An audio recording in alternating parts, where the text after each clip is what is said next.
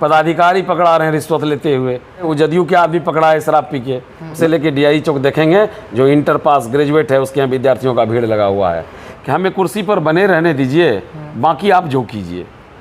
तो बिहार के एवरेज लोग 98 रुपया रोज़ कमा पाते हैं। कफन में जेब नहीं होता है, कफन के कपड़े में जेब नहीं होता है, लेकिन उस पर भी हम जीएसटी वहन करते हैं। और जनता से मैं ये कहना चाह रहा हूँ कि आप अगर रोटी को सेक के उल्टाएंगे नहीं तो फिर रोटी जल जाएगा।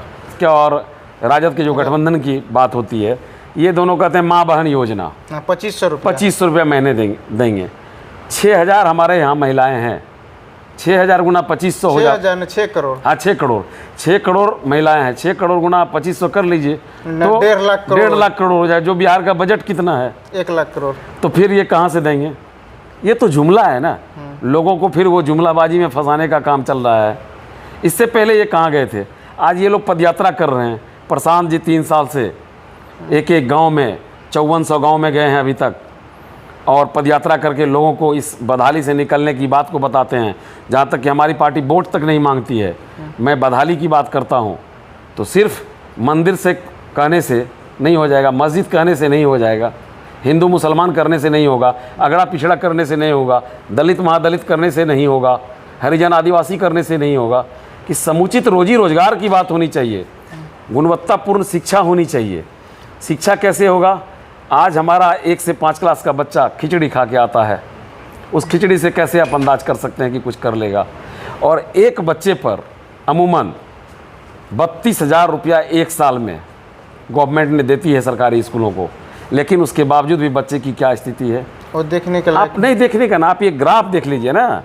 2 करोड़ 10 लाख बच्चा नया एडमिशन लिया था वर्ष 2023 में, वो 24 में घट के 2 करोड़ हो गया, अभी 25 में 1 करोड़ 90 लाख हो गया। तो कहीं कहीं लोगों की मानसिकता चेंज हुई है कि नहीं, मैं सरकारी स्कूल में बच्चों को नहीं भेजूँ, प्राइवेट में भेज। तो मेरा वही कहनी, अगर मेरी सरकार बनती है तो मैं वैसे बच्चों को, तत्काल तो मेरी इंफ्रास्ट्रक्चर तुरंत नहीं बदल जाएगी, लेकिन मैं वैसे बच्चों को प्राइवेट स्कूल में पढ़ाऊँगा, और वो पैसा जो 66,000 करोड़ प्राइमरी पर खर्च होता है, उस बच्चों को मैं सरकारी स्कूल पर, प्राइवेट स्कूल पर खर्च करूँगा।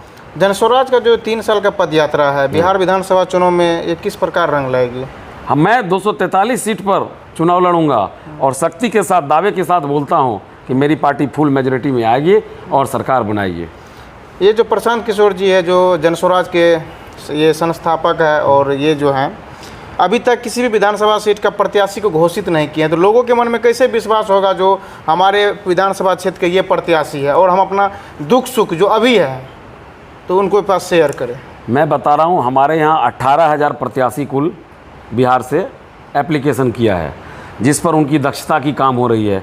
एक मीटिंग हो चुकी है, उनमें क्या दक्षता है, हमारी पार्टी ने घोषणा की है कि काबिलियत होनी चाहिए। मैं वैसे लोगों को लाऊंगा जो काबिल हो, भले उसको पैसा है नहीं है, गरीब है अमीर है, लेकिन अगर वो काबिल है तो मैं उसको चुनाव लड़ाऊंगा। हाँ, चुनाव लड़ाइए बिल्कुल। और जिसकी जितनी साझेदारी है जिस समाज की, उसकी उतनी भागीदारी होनी चाहिए। जिस तरह से आज मुसलमान समाज में आप आइए, मुस्लिम समाज की मैं बात करता हूँ, अभी तक पूरे देश में कोई पार्टी क्यों नहीं बोला कि मुस्लिम की जितनी भागीदारी है मैं उतना मुस्लिम को सीट दूंगा?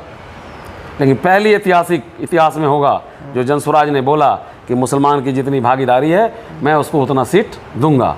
अगर है कोई भी आज national party, Bharatiya Janata party हो, जदयू हो, कांग्रेस हो, राजद हो, कोई अपने बूते पर 243 सीट पर चुनाव लड़के दिखा दे, कोई नहीं लड़ सकता। कोई नहीं लड़ सकता है। सब गठबंधन की बात करते हैं, लेकिन हमारे जो सूत्रधार हैं वो गठबंधन का कोई बात नहीं करते हैं। मेरी गठबंधन पब्लिक से होगी।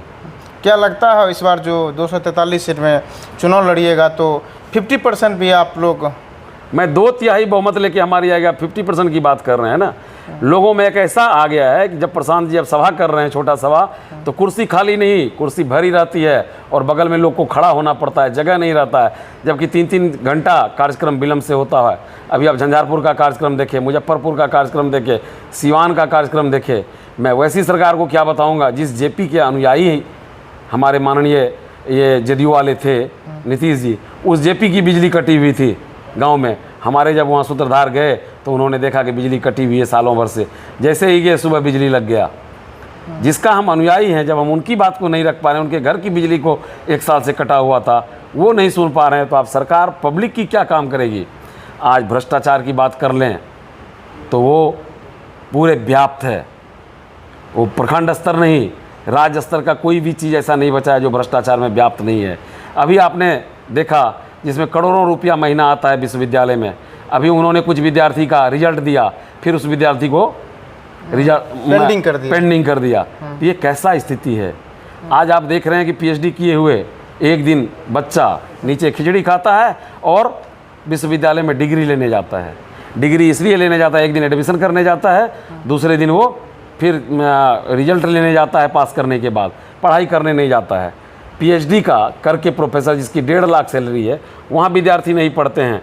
लेकिन आप थाना चौक से लेके डीआई चौक देखेंगे, जो इंटर पास ग्रेजुएट है उसके यहाँ विद्यार्थियों का भीड़ लगा हुआ है। ये कैसी व्यवस्था है? ये सब सारी व्यवस्था को बदलने की जरूरत है। बिल्कुल। अगर आपको मान लीजिए आप छोटा सा सामान का खीरा का चोरी करते हैं तो आप हीरा का भी चोरी कर सकते हैं ना। अच्छा, ये बिहार में शराबबंदी है, जनस्वराज का जो सरकार बनेगी तो शराब चालू होगा या? किसने कहा शराबबंदी है? घर घर होम डिलीवरी चालू है, लेकिन कागज पे तो शराब बंद है ना। लेकिन हर जगह आप रोज देख रहे हैं, आप पत्रकार बंधु हैं, आप देखिए हर रसूखदार लोगों को घर तक होम डिलीवरी पहुंचता है। आज हमारे वो जदयू के आदमी पकड़ा है शराब पी के नशे में, उसके बाद जदयू के आदमी पार्टी में शराब पी रहे हैं, पदाधिकारी पकड़ा रहे हैं रिश्वत लेते हुए। आप देख लीजिए ना, जिस सीओ से आप 5 लाख रुपया ट्रांसफ़र करने पर लिए हैं, उस सीओ से कैसे आप काम का अपेक्षा करते हैं? तो ये ध्वस्त शासन व्यवस्था है, भ्रष्ट ने ध्वस्त, बिहार की ध्वस्त हो गई है शासन व्यवस्था। अच्छा, आपकी सरकार बनती है तो शराब को फिर से चालू किया जाएगा या नहीं? बिल्कुल, मेरी सरकार बनती है तो 1 घंटे के अंदर शराब चालू होगी, तुरंत चालू होगी। अच्छा, और सरकार कमज़ोर है तब शराबबंदी तो और जगह लागू है, लेकिन बिहार में क्या है, सरकार उसको अनुपालन नहीं करा पा रही है। पी के लोग घूमते हैं रोड पर, टहलते हैं, मेंटेन नहीं कर पाती, तो सरकार कमज़ोर है। शराब तो दिल्ली में भी चालू है, गुजरात में भी मिलता है, तो क्या दिल्ली में ऐसे लोग पी के दौड़ता है? नहीं, ऐसे तो नहीं दौड़ता है। आज जो 6,99,000 लोग हमारे बंद हैं कारागार में, ये किस किस्म के लोग बंद हैं? ये शराब की किस्में हैं, आपराधिक किस्म के नहीं हैं। ये शराबबंदी में सिर्फ 6,99,000 बंद है पूरे बिहार में। आप डाटा ले लीजिए, 6,99,712 व्यक्ति आज भी बंद है जो दलित समाज के हैं, महादलित समाज के हैं, जो चुलाई हुई शराब पीते हैं, क्योंकि उसका कोई छुड़ाने वाला नहीं है, ना उसके पैसा है। जो रसूखदार हैं वो पीते हैं, 3,000 का बॉन्ड भर के शाम में लौट के घर चले आते हैं, लेकिन वो गरीब आदमी जेल जाता है, उसका छुड़ाने वाला कोई नहीं है, इसलिए वो जेल में। तो सबसे पहले अगर मेरी सरकार बनती है तो मैं जो जेल में बंद है उसके कानून को लाके उन गरीबों को, जो गरीब जेल में बंद है, जिसकी माँ बहनें आज एक घर में कमाई का संसाधन था, वो जेल में अपना ज़िंदगी काट रहा है, उसको पहले मैंने छुड़ाने का काम करूँगा, ताकि वो 7 लाख आदमी अपने घर परिवार के साथ आए और जिए।